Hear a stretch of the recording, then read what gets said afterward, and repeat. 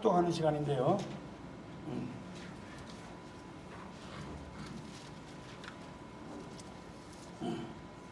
다 함께 일어나셔서 하나님의 말씀을 합독하도록 하겠습니다.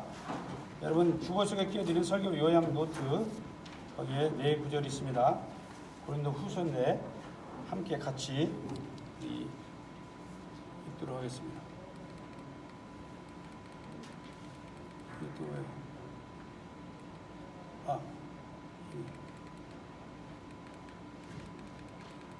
맨 앞에 자 같이 천천히 맞춰서 합독을 하겠습니다. 시작. 그러니 여러분은 도리어 그를 용서해주고 위로해 주어야 합니다. 그 사람이 지나친 슬픔에 짓는 일이 없도록 해야 합니다. 그러므로 나는 여러분이 그에게 사랑을 나타내 보기를 원합니다. 내가 이 편지를 쓴 것은 여러분이 모든 일에 순종하는지를 시험하여 알아보려는 것이었습니다. 여러분이 누구에게 무엇을 용서해주면 나도 용서해줍니다. 내가 용서한 경우가 있다면 그것은 그리스도 안에서 여러분을 위하여 용서한 것입니다. 아멘. 우리 서로 인사하면서 앉으겠습니다. 하나님 이 자리에 함께 계십니다. 또 한 번 더 사랑합니다. 축복합니다. 우리 특별히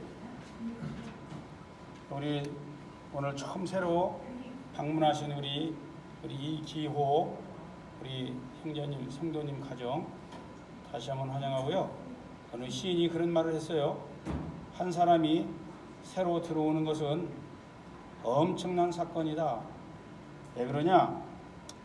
그 사람 한 사람이 오는 것이 아니라 그 사람의 과거와 그 사람의 현재와 미래까지 함께 오는 것이기 때문이다. 그래서 이 한 사람이 새로 오는 것은 엄청난 사건이라는 거예요. 있습니까?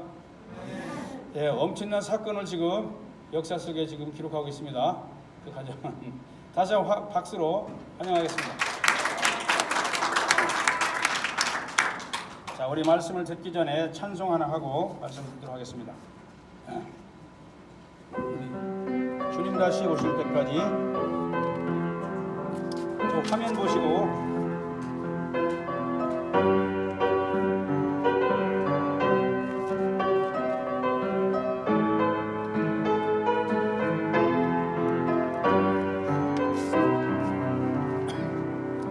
주님 다시 오실 때까지 나는 이 길을 가리라. 좁은 문 좁은 길 나의 십자가 지고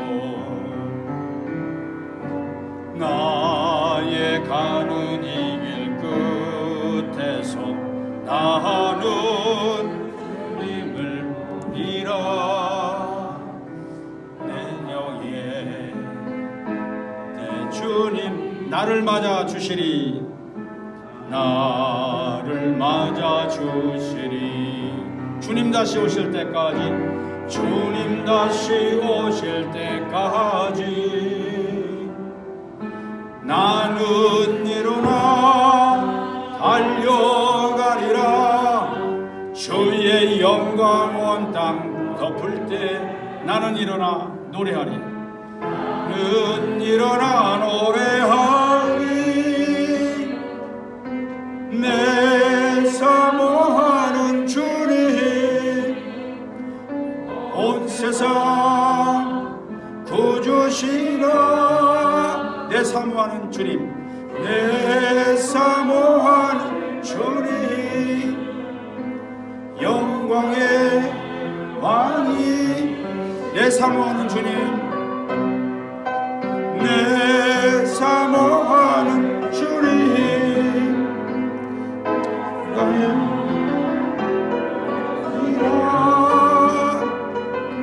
내 사모하는 주님 영광의 왕이시라.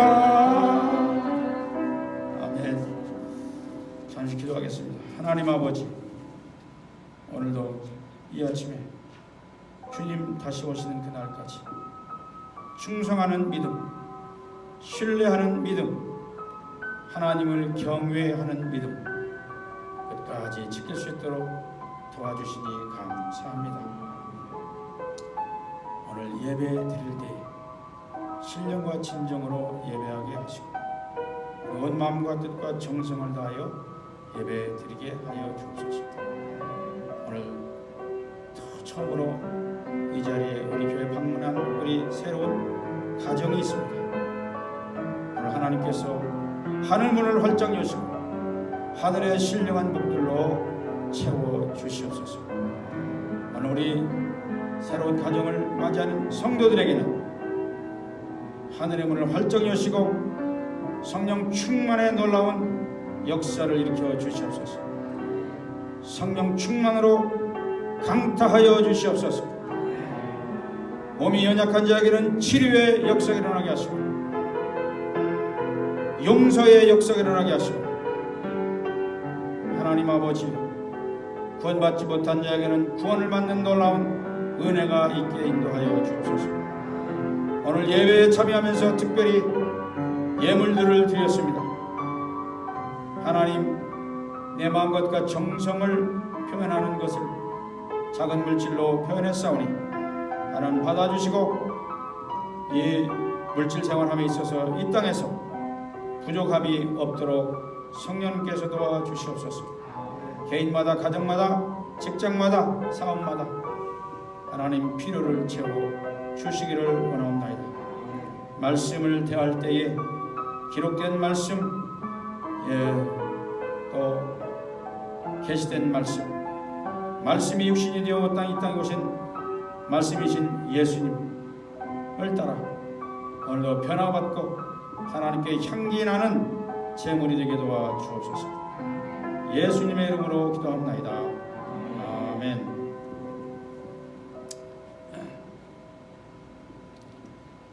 마이크를 끄고 하면 잘 들립니까? 안 들려요? 이제 에어컨이 꺼졌으면 좋겠어요.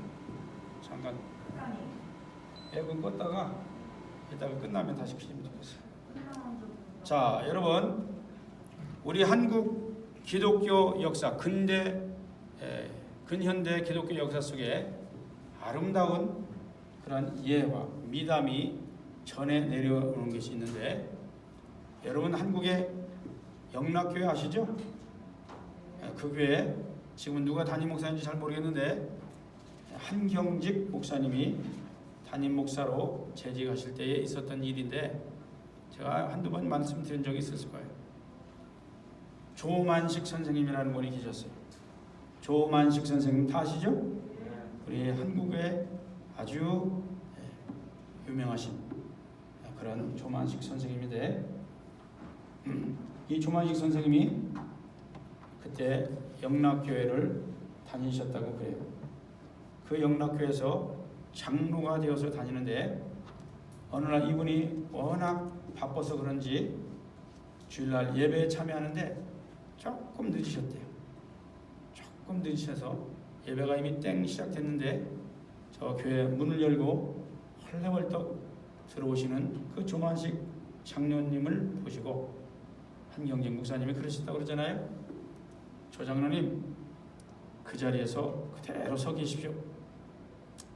사람들이 깜짝 놀랐어요.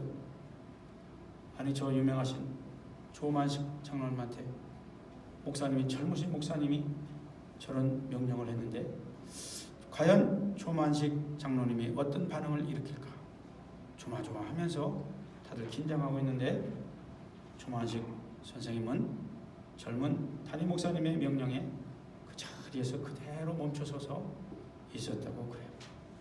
자존심도 상하고 창피하고 그러면서 대충 웃으면서 자리에 가서 앉을만도 한데 담임 목사님이 그렇게 하시다 그대로 순종하며 따랐던 거죠. 영락교회가 힘이 있었고 세상에 영향력이 있었던 것은 이와 같은 잘못된 점을 바로 잡아주려고 하는 그런 교회의 치리, 징계 이런 것들이 살아있어서 그렇다고 해요. 요즘 말로 얘기하면 7이다, 징계다 이런 말을 사랑에 매다 이렇게 표현을 합니다. 영어로는 tough love. tough love에 반대되는 그 말은 뭐겠어요? tender love. 부드러운 사랑. 많은 사람들이 tender love, 부드러운 사랑만 사랑으로 잘못 알고 있어요. tough love, 사랑에 매라는 것도 있다는 것이죠. 바울이 고린도 교회를 떠난 후에 교회 내에 많은 문제들이 있었다고 제가 몇 주 동안 계속 반복해서 말씀드렸어요. 기억나죠? 예? 기억나십니까? 이거 연습 좀 하고 해야 되겠다. 여러분, 말씀드리는 중에 아멘이 굉장히 중요합니다. 예? 그래서 여러분은 제가 말하는 끝마다 아멘으로 화답해주면 저도 좋은 것뿐만 아니라 여러분이 은혜가 된다니까. 아멘. 다시 한번 크게 아멘 해보자. 아멘. 저 위층에서 아멘 소리 때문에 시끄러워서 뭐 예못 드리겠다 이럴 정도로 다시 한번 시작. 아멘. 자, 이 아멘은 분위기를 계속 가지고 나가는 겁니다. 아멘. 자, 고린도 교회에 많은 문제들이 있었는데 그 소식을 듣고 바울이라는 사도는 편지를 써서 디도라고 하는 그의 제자에게 편지를 전달했습니다. 그 편지가 고린도 전서라 말씀드렸죠? 자, 그 편지 내용에는 고린도 교회 성도들을 육신적이고 어린아이와 같은 신앙을 지적하고 나무라는 그런 내용이었습니다. 그러면서 그 교회 안에서 지금 잘못하고 있는 성도들을 치리를 하라. 그 치리 내용은 많은 성경학자들이 해석은 그때 당시 아버지와 딸이 간음을 하고, 그 다음에 또 뭡니까? 우상을 숭배하고, 여러 가지 있을 수 없는 일들이 교회 내에 있었어요. 파당을 짓기도 하고. 자, 이런 것들을 강력하게 치리를 하라 하는 편지의 내용이 있었어요. 다행히도 그 편지를 받아보고 고린도 교회는 대부분 성도들이 회개하고 돌아섰어요. 그런데 그 중에서 끝까지 회개하지 않고 계속 교회 안에서 문제를 일으키고 있는 사람들도 있었던 것 같아요. 요즘도 마찬가지죠. 교회가 치리를 하거나 좀 나무라거나 그러면 사랑의 매, tough love, 사랑의 매를 하면 그저 겸손하게 받아들이는 사람이 있는가 하면 네가 뭔데 하면서 교회가 여기밖에 없어? 그러면서 다른 교회로 옮기는 그런 사람들이 많아요. 그런데 우리 교인들은 일부 잘 돌아왔는데 일부 몇 명이 아직도 사도 바울의 말을 듣지 않고 교회에서 계속 말썽을 일으켰던 것 같아요. 근데 그 사람은 치리를 함으로 터플로 이 사랑의 매를 맞음으로 개인적으로는 바울의 마음을 또 아프겠지만 본인도 얼마나 마음이 아프겠어요. 또 그 사람은 교회에서 문제를 일으키기 때문에 사도 바울의 마음은 아프겠지만 사도 바울의 문제가 마음을 아픈 게 아니라 모든 교인들을 마음에 아프게 한 것이다. 이렇게 사도 바울은 표현하고 있어요. 5절을 한번 같이 볼까요? 5절 시작. 누가 마음을 아프게 하였다면 실은 나를 마음 아프게 한 것이 아니라 과장하지 않고 말해서 어느 정도는 여러분 모두를 마음에 아프게 한 것입니다. 교회 안에서 한 성도가 문제를 일으키면 담임 목사도 마음이 아프지만 온 교회를 마음 아프게 하는 것이라 이 뜻이. 즉 이렇게 문제를 일으키는 그 사람은 많은 사람들의 마음을 아프게 슬프게 했다는 거죠.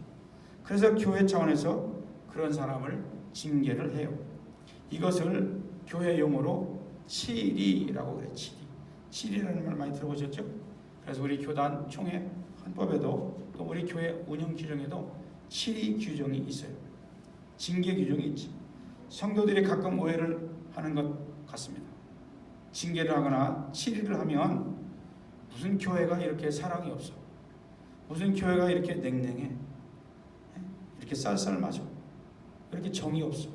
이렇게 표현을 하시는데 여러분, 징계나 치리는요 건강한 교회를 위해서, 건강하게 본인도 자라도록 하기 위해서 하는 사랑의 매, 터프 러브에 속하는 것입니다. 믿습니까? 자녀를 키울 때 한번 보십시오. 부모는 늘 부드러운 사랑, 텐더 러브로만 대하다가 어느 순간에 사랑의 매, 터프 러브로 다스릴 때가 있어요. 왜 그렇습니까? 그 자녀를 올바르고 건강하게 자라게 키우도록 하기 위해서 그러는 거예요. 이때 그 사랑의 매를 누가, 부모가 사랑이 없어서 저렇다고 그러고 정이 없어서 그렇다고 누가 그럽니까? 절대 그러지 않습니다. 부모가 자녀를 사랑하기 때문에 터프 러브, 사랑의 매가 있는 거예요. 모든 잘못을 부드럽게만 받아줄 것인가, 아니면 사랑의 매로 교정을 시켜줄 것인가 하는 것은 부모의 판단에 따라 달려 있어요. 예를 들면 말을 해도 말귀를 못 알아듣는 그런 나이, 어린 나이에는 사랑의 매가 아주 효과적이라고 그래요. 그래, 자녀가 좀 자라서 말귀를 알아듣는 나이인데 말로 하지 않고 매를 댄다 그러면 그것은 오히려 역효과가 난다고 그래요. 그래서 그 나이는 아이들에 따라서 성장 발육 속력에 따라서 조금씩은 다를 수 있는데, 여러분, 이 사랑의 매는 반드시 필수적으로 필요한 거예요. 일정한 나이 안에서. 이 모든 사랑의 매는 미워서라기보다 사랑이 없어서가 아니라, 부모가 쌀쌀 맞아서가 아니라 자녀를 올바로 키우기 위한 부모의 터프 러브, 사랑인 줄로 믿습니다. 아멘. 교회에서도 마찬가지예요. 고린도 교인들이 육신적이고 어린아이와 같은 신앙으로 사고를 치는 성도들이 있었어요. 그래서 바울은 앞선 편지 고린도전서에서 징계를 내리도록 했죠. 교회를 건강하게 그리고 올바르게 성장하게 하려는 이 사랑의 매를 든 것입니다. 교회에서 하는 치리, 징계도 사랑의 매입니다. 믿습니까? 사랑의 매를 맞으면 아파요. 마음도 상합니다. 섭섭해요. 바로 그것으로 벌을 받게 되는 셈이라고 오늘 6절은 얘기하고 있어요. 6절 없네. 제가 읽어드릴게요. 여러분 대다수는 그러한 사람에게 이미 충분한 벌을 내렸습니다. 즉 징계하고 치리함으로 그 사람의 마음이 아파하고 그 다음에 섭섭해하는 이 모든 것들, 그럼 이미 벌을 받은 것이다. 벌을. 가정에서도 목장에서도 직장에서도 이런 사랑의 매는 늘 오늘날도 살아있어야 하는 것입니다. 있습니까? 자, 두 번째로 우리 여러분 설교 요약도 들어보십시오. 두 번째, 잘못했다면 인정하라. 따라서 잘못했다면 인정하라. 고린도 교인들은 징계, 치리를 받았을 때 순종하여 얼른 회개하고 돌아섰습니다. 6절과 9절의 내용이죠. 자신의 잘못을 인정했다는 뜻입니다. 이렇게 잘못을 인정할 때 숭고한 그리스도인의 성장이 일어나는 거예요. 데일 캐나기라는 사람은 그의 책 인간관계론에서 이런 얘기를 합니다. 우리 한번 저 화면을 한번 보십시오. 그분이 이런 말을 했어요. 아무리 바보라도 자신의 실수에 대해 변명할 수 있다. 대부분의 바보들은 변명을 한다. 하지만 다른 사람과 달리 자신의 실수를 인정하는 행위는 숭고한 기쁨을 가져다 준다. 저는 이 마지막 자신의 실수를 인정하는 행위는 숭고한 기쁨을 가져다 준다라는 말을 조금 변해서 자신의 실수를 인정하는 성도는 숭고한 개인의 영적 성장을 맛보게 된다 라는 말로 쓰고 싶어요. 징계를 내렸을 때 잘못을 인정하면 본인이 성장한다는 거예요. 좀 창피하기도 하고 자존심 상하게 하고 마음이 아프고 하지만은 그것을 잘못을 인정하고 받아들이면 성장한다는 거예요. 그러나 기분 나쁘다고 마음이 아프다고 그래가지고 반발하고 하면 성장의 기회를 놓쳐버린다 요즘 교회가 약해지고 세상을 향하여 영향력이 줄어든 이유들 중에 하나가 교회에서 징계가 사라졌기 때문이라고들 다들 많이 평가를 하고 있습니다. 징계를 하면 그것을 겸손히 받아들이지 않고 교회가 여기밖에 없어? 그러면서 기분 나쁘다. 그래가지고 징계를 받아들이지 않고 다른 교회로 옮겨간다는 것이죠. 그래서 교회가 성도가 나가는 것이 두려우니까 이 사랑의 매, 터플러브를 들지를 못하는 거예요. 그저 텐더러브만 하는 거지.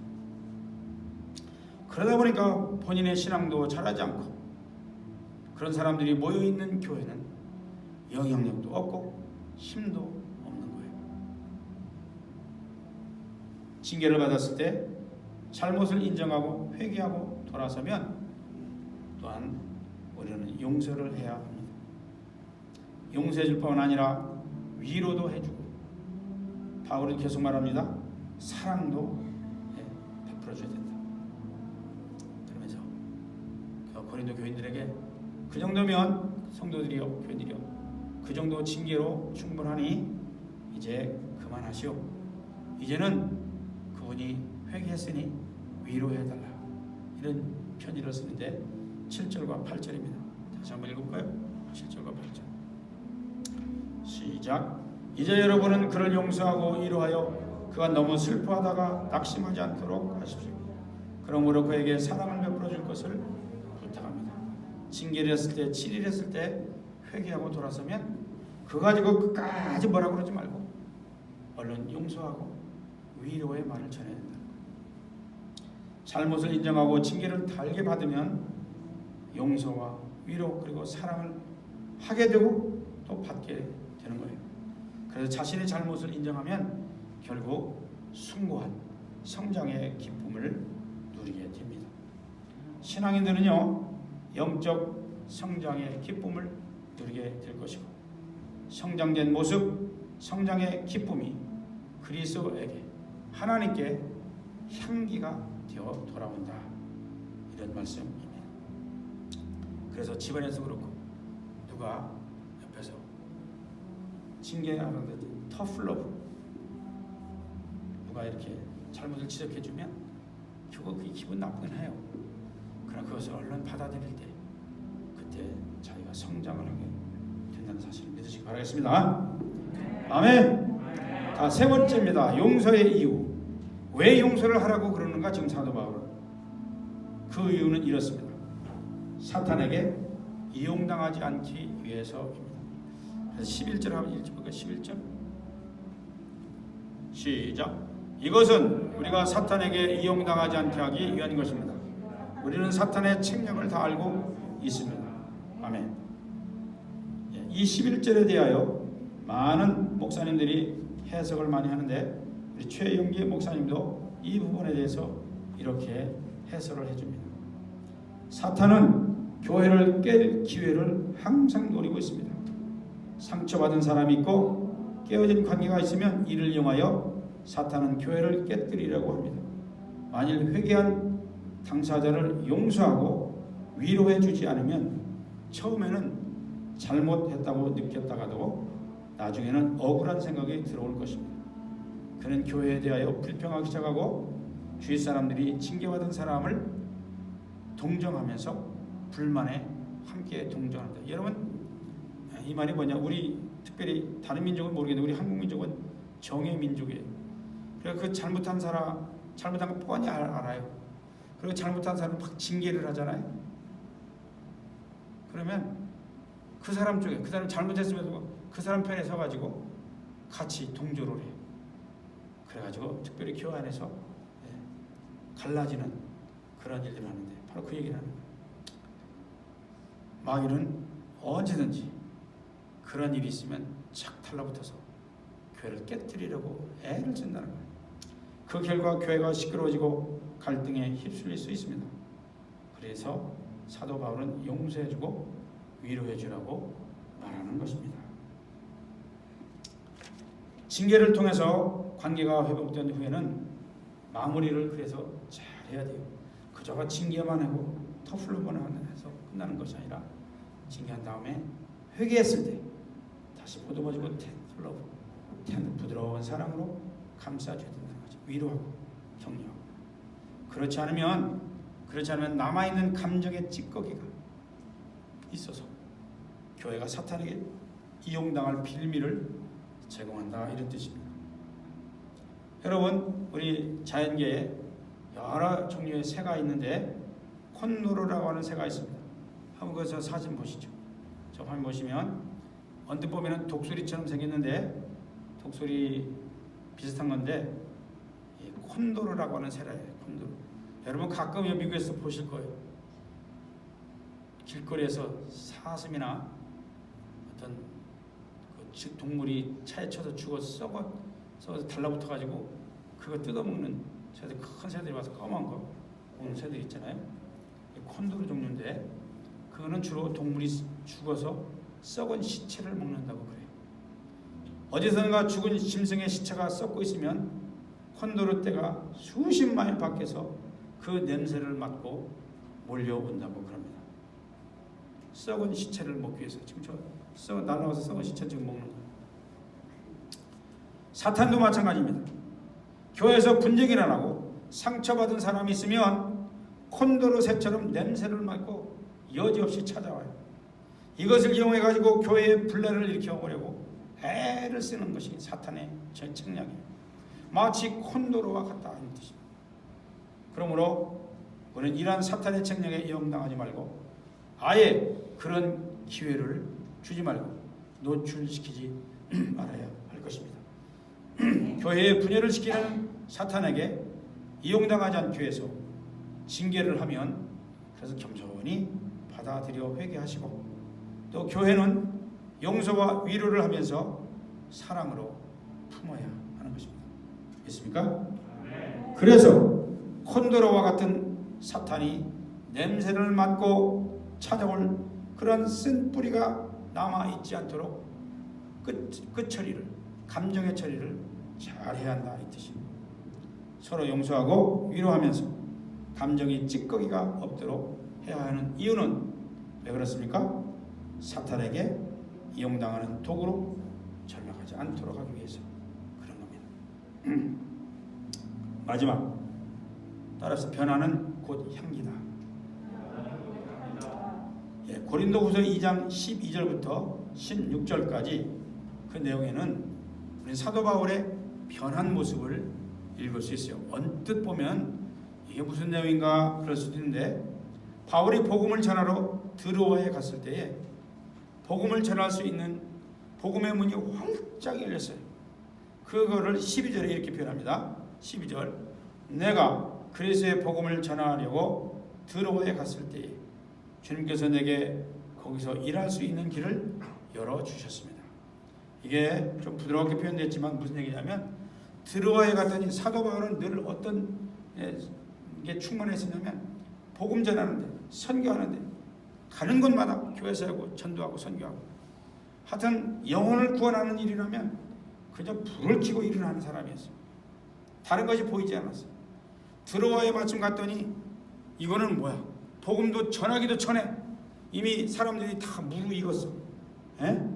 그래서 그냥 추수 때 알곡을 구하듯이 가서 그냥 따기만 하면 돼, 따기만. 이렇게 복음의 문이 활짝 열려있는 모습을 지금 드로아에서 본 거예요. 그런데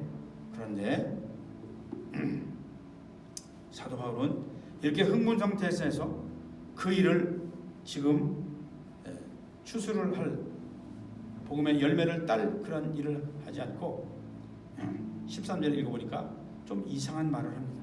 13절 같이 한번 읽어볼까요? 시작. 그러나 나는 내 형제의 지도를 만나지 못하여 마음이 편하지 않아서 그들과 작별하고 마케도니아로 갔습니다. 마케도니아에 다시 돌아간 거예요. 무슨 얘기냐? 이 드로아에서 지금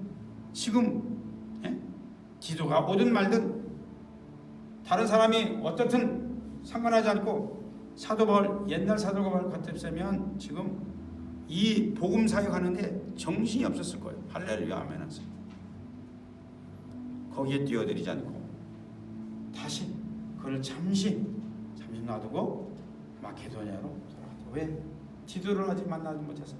디도와 편지를 전달하러 간다가 아직도 돌아오지 않아서 그 결과를 좀 듣고 싶은데 디도가 어떻게 됐나? 디도가 어떻게 사고를 당했나? 여러 가지 복잡한 생각이 있었겠죠. 그래서 편치 못해가지고 다시 디도를 만나러 가는 거예요. 자, 이 두 구절 속에 많은 것이 생략되어 있는데 바울은 원래 이분은 일 중심의 사람이었어요. 주변의 사람들이 어떻든 간에 내가 할 일만 하면 되는 거야. 그냥 내가 목표를 세우고 어떤 복음사역, 교회 세우는 일 이런 거 있으면 그거 성취하면 되는 사람이었어요. 그런데 이렇게 일을 하는 동안에 고린도 교회를 또 경험하는 동안에 사도 바울의 마음이 편한 것을 고백하는 거예요. 내가 옛날에는 일 중심의 사람이었는데 지금은 이제는 사람들의 마음을 아프게 하면서까지 내가 일을 하면 안 되겠다. 이런 사람으로, 부드러운 사람으로, 좀 너그러운 사람으로, 품는 사람으로 변했다. 이 뜻이에요. 사도 바울의 변화되고 성숙된 모습을 표현하는 내용입니다. 우리도 일을 하다 보면 사람을 먼저 생각하기보다는 일을 먼저 생각하는 경향이 있어요. 저도 그랬던 것 같아요. 그러나 하나님은 우리가 어떤 일을 하여 결과물을 요구하시기보다는 그 일을 하면서 내가 얼마나 변했느냐, 그 변한 모습을 더 기뻐하신다는 사실입니다. 아멘. 누구나 인생을 살다 보면 그 결과물을 내놓고 싶어 해요. 그러나 가장 값진 결과물은 나 자신이 그리스도 안에서 변화된 바로 그 모습이라는 거예요. 내가 하고 있는 사업을 통해서, 나에게 맡겨진 목장 사역을 통해서, 나에게 맡겨진 교회 직분을 통해서, 나의 비즈니스를 통해서, 내가 다니는 회사를 통해서 내가 그것을 위해서 무엇을 얼마나 많이 성취해 놓았느냐, 이거보다는 그 일을 통하여, 그 일을 하는 일을 통해서 내가 어떻게 변화를 받았느냐가 더 중요하다는 뜻입니다. 즉 사역은 나를 변화시키는 도구가 돼야 돼요. 직장도 마찬가지, 공부도 마찬가지, 가정도 마찬가지. 하나님께서 나를 변화시키는 도구로 주셨어요. 그래서 제가 종종 얘기했잖아요. 왜 부부 사이를 배우자라고 그랬다고요? 에? 그렇지. 상대방을 통해서 배우자. 그래서 배우자라고 그랬던 거예요. 우리나라 말이 그래서 기가 막힌 거예요. 내가 눈이 띄어서 잘못 만난 게 아니라, 부부싸움 할 때 그러지 마세요. 상대방을 통해서 배우라고 붙여주신 거예요. 믿습니까? 한 사람밖에 없네요. 믿습니까? 즉 사역은, 일은 나를 변화시키는 도구가 되어야 한다. 이 말씀을 드리고 싶어요. 사역이나 일의 진짜 열매는, 나의 값진 결과물은 내 자신의 변화된 모습이어야 한다는 겁니다. 바울이 지금 일 중심의 사람에서 한 영혼을 소중하고 따뜻하게 여기는 사람 중심으로 변한 것입니다. 우리 신앙의 목표가 여기에 좀 있어야 돼요. 일보다는 한 영혼의 가치를 알게 된 것이지. 그렇게 변화된 모습을 우리를 통하여 향기를 풍기게 한다라고 14절에 얘기한 거예요. 우리 14절 같이 읽어볼까요? 14절 시작. 그러나 그리스도의 개선 행렬에 언제나 우리를 참가시키시고 그리스도를 아는 지식의 향기를 어디에서나 우리를 통하여 풍기게 하신 하나님께 감사를 드립니다. 그대로 나오세요. 여기서 개선 행렬에 참가시키시고 이런 말을 썼는데, 여기서 이 말에 대한 의미를 좀 알고 지나가셔야 돼요. 당시는 로마 제국 시대였어요. 로마 황제가 다스리는 시대였고, 로마 군대는 어디를 가나 승리하면 그 군대가 개선 장군이 되어서 돌아옵니다. 그래서 그 개선하여 승리해서 돌아올 때 황제 앞에 가서 보고를 하는데 그 개선 행렬을 순서가 어떻게 되냐면 맨 앞에 누가 섭니까? 개선 장군이 딱 쓰고 그 다음에 뒤따르는 사람들은 군대, 그 개선 그 장군의 주의를 받아 전쟁을 해서 이 승리한 그 군대가 그 뒤로 쓰고 그 다음에 마지막 세 번째 그룹에는 그 전쟁을 통해서 승리해서 얻은 전리품들이 그 중에는 그때는 노예가 전리품들이 많습니다. 노예들을 끌고 이렇게 개선 행렬이 쭉 지나갑니다. 그 개선 행렬을 지나갈 때 거기에 끼어 있는 참가한 군인들은 다 누구예요? 승리한 사람들. 자, 그런 개선 행렬에 하나님은 언제나 그 개선 행렬에 자기를 참가시켜 주셨다. 공동 번역에는 끼워 주셨다. 한 일도 없는데 너도 이거 한 거로 치겠어. 그 행렬에 얼른 집어넣어 준다. 참가시켜 줬다는 얘기죠. 여러분, 이 말씀 우리가 이 세상에서 싸우는 싸움은 우리가 싸워서 이긴 것이 아니라 그리스도께서 대신 싸워주시고 그 승리를 우리로 하여금 맛보게 그 개선 행렬에 끼워주신다는 뜻입니다. 아멘. 바울은 인중심의 사람에서 사람 중심의 사람으로 사려 깊은 사람으로 변한 것을 그리스도께서 자신을 통하여 승리하게 하셨다고 이렇게 표현한 거예요. 개선 장군처럼. 그래서 변화가 되었고 그 변화된 모습이 바로 그리스도의 향기를 품게 하셨다는 거예요. 여러분, 그리스도의 향기는 언제 풍긴다고 생각하세요? 나의 변한 모습 속에서 풍기어야 합니다. 믿습니까? 그래서 예수를 모시지 않고 사는 사람은 멸망당하는 사람이며 그런 사람에게서는 죽음의 냄새가 나고요. 그러나 구원을 얻은 사람에게는 생명에 이르게 하는 생명의 냄새, 변화된 모습의 향기가 나타나는 거죠. 16절을 그래서 같이 한번 읽어보겠습니다. 16절 시작. 그러나 멸망을 당하는 사람에게는 죽음에 이르게 하는 죽음의 냄새가 나고 구원을 얻는 사람에게는 생명에 이르게 하는 생명의 향기가 됩니다. 이런 일을 누가 감당할 수 있겠습니까? 마지막에 이런 일을 누가 감당할 수 있겠습니까?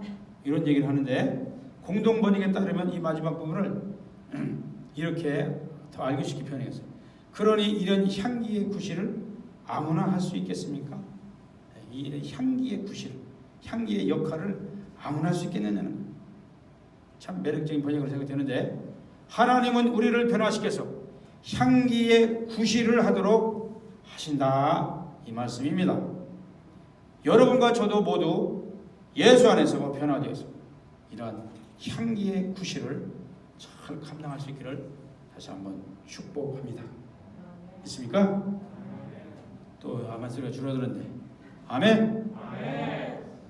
이게 까딱하면 아멘이 꽉 죽어요. 마귀가 자꾸 아멘하지마 그래가지고 우리 영혼을 자꾸 잠자게 만들어. 다시 마지막 아멘 크게 하고 끝냅시다. 아멘. 자, 이 시간에 우리 한번 다 함께 일어나셔서 마지막 찬양 하나 하고요, 헌신과 결단의 시간을 갖도록 하겠습니다.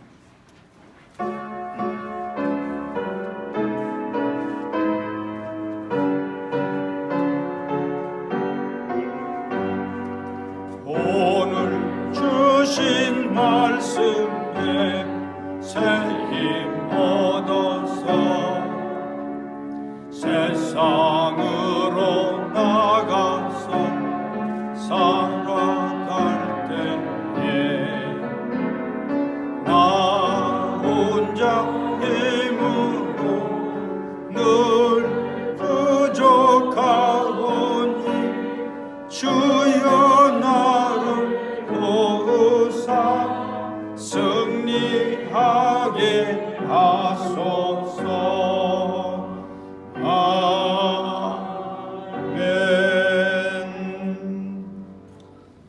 이 시간에 우리 함께 잠시 한 30초 내지 1분 정도 기도하는 시간을 갖도록 하겠습니다.